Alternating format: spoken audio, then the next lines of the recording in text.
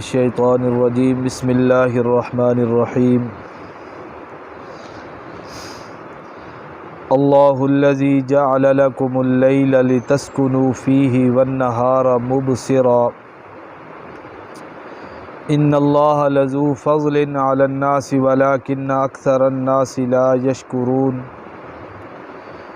ذالکم اللہ ربکم خالق کل شیء لا الہ الا هو فأنا تؤفکون کذالک یؤفک الذین کانوا بآیات اللہ یجحدون صدق اللہ العظیم۔ مظاہر قدرت کا بیان ہے ان چیزوں کا اللہ رب العزت نے ذکر فرمایا جن چیزوں کا وجود ہر انسان کی سمجھ کے اندر بھی آ سکتا ہے اور اس کے اندر غور و فکر کرنے کے نتیجے میں عقل سلیم رکھنے والا انسان اپنے اللہ کو اور اپنے مالک کو بھی پہچان سکتا ہے۔ یہ کائنات جو اللہ رب العزت نے تخلیق فرمائی ہے، اس کائنات کی ایک ایک چیز، اس کائنات میں جتنی مخلوقات ہیں اس کا ایک ایک فرد اللہ رب العزت کے وجود پر، اس کے الہ اور معبود ہونے پر، اس کے مالک و مختار ہونے پر اور اس کے رب العالمین ہونے پر دلیل ہے۔ انسان کا اپنا وجود اللہ کی الوہیت پر دلیل ہے۔ کائنات کے اندر کتنی اشیاء ہیں بے شمار، جس کا شمار ہی نہیں ہو سکتا۔ یہ ساری چیزیں اللہ کے الہ ہونے اور معبود ہونے پر دلیل ہے۔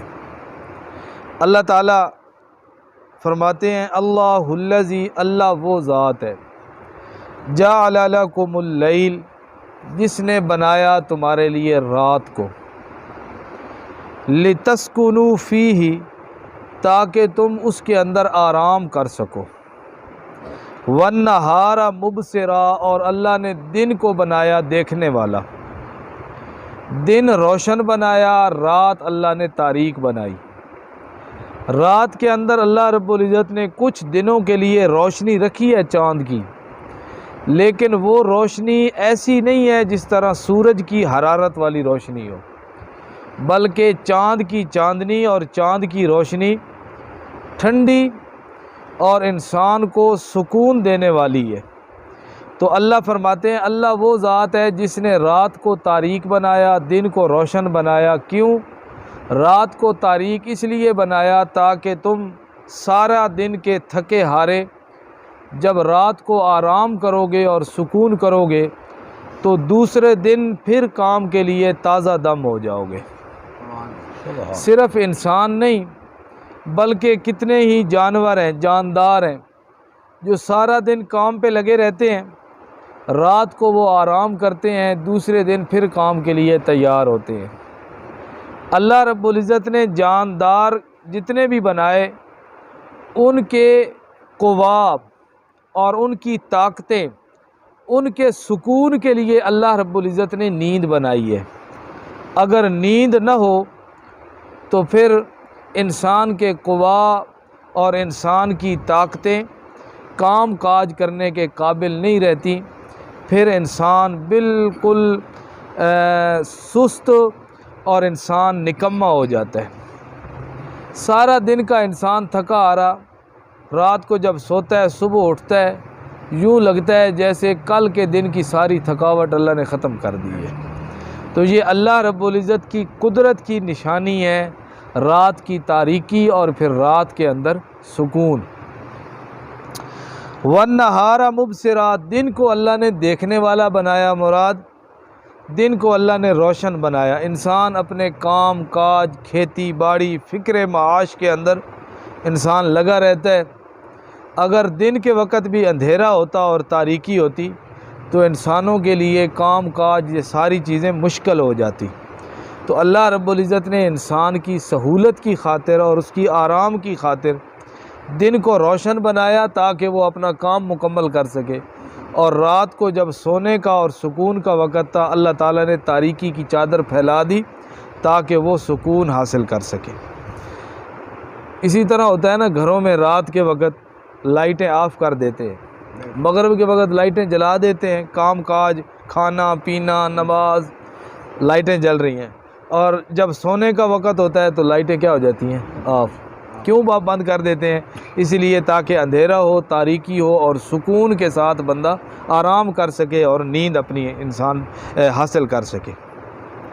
ان اللہ لذو فضل علی الناس، اللہ نے ان دو چیزوں کا ذکر کر کے فرمایا بے شک اللہ لوگوں پر بڑا فضل کرنے والا ہے، لیکن وَلَٰكِنَّ أَكْثَرَ النَّاسِ لَا يَشْكُرُونَ، لیکن اکثر لوگ پھر بھی اللہ کا شکر ادا نہیں کرتے۔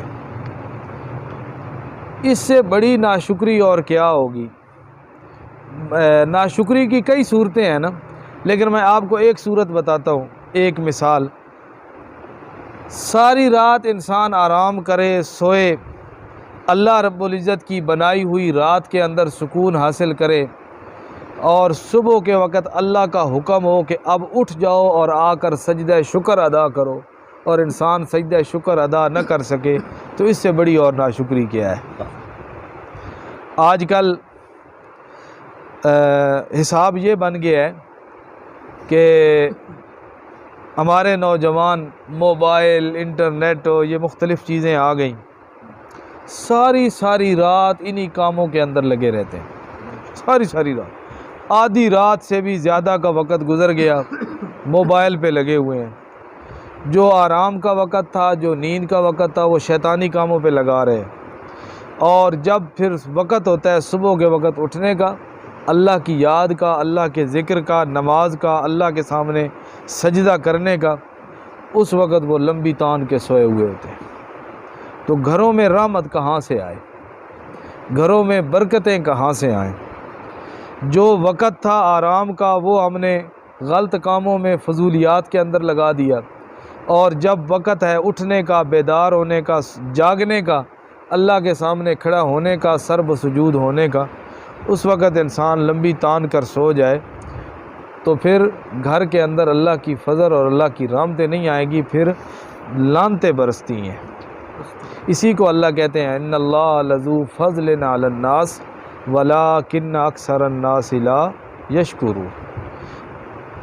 نبی علیہ السلام نے فرمایا جو بندہ عشاء کی نماز جماعت کے ساتھ پڑھتا ہے اور پھر صبح کی نماز بھی جماعت کے ساتھ پڑھتا ہے، اللہ تعالیٰ اس بندے کے لیے ساری رات کے قیام کا ثواب لکھ دیتے ہیں۔ نبی علیہ السلام نے رات کے وقت عشاء کی نماز پڑھنے کے بعد پھر محفل لگانے سے منع فرمایا ہے۔ عشاء کی نماز پڑھو اور جو اپنا کام ہے اس کو کرو، اور اس کے بعد پھر آرام سے سو جاؤ۔ منع کیوں فرمایا؟ تاکہ تم صبح کی نماز کے لیے اٹھ سکو۔ جب اللہ کی طرف سے ندا دینے والا تمہیں پکارے اور آواز لگائے حی علی الصلاۃ حی علی الفلاح، تو اس وقت تم اپنی نیند پورے کر چکے ہو، اور آ کر اللہ رب العزت کے دربار میں سجدہ ریز ہو جاؤ۔ یہ شکر ہے۔ یہ کیا ہے؟ شکر ہے۔ رات کو جب ہم سونے لگتے ہیں تو کیا دعا پڑھتے ہیں؟ اللہم بسمک اموت و احیا، یا اللہ تیرے نام سے میری زندگی موت ہے، تیرے نام سے میری زندگی اور میری موت ہے۔ مراد یا اللہ سارا دن جو میں نے گزارا یہ زندگی تھی، اب نیند کی طرف میں جا رہا ہوں، یہ موت کی ایک قسم ہے۔ زندگی وہ بھی تیرے نام سے، اب موت وہ بھی تیرے نام سے۔ پھر انسان جب رات کے وقت سو جاتا ہے اس کو کوئی نہیں پتہ کیا ہو رہا ہے میرے ساتھ، پھر جب آنکھ کھلتی ہے نا تو اللہ رب العزت کہتے ہیں سب سے پہلے میرا شکر ادا کرو اور کہو الحمدللہ الذی احیانا بعد ما اماتنا و الیہ النشور۔ تمام حمد تعریفیں اس کے لیے جس نے ہمیں دوبارہ زندگی دی موت کے بعد، و الیہ النشور، اسی کی طرف ایک دن لوٹ کے بھی چلے جانا ہے۔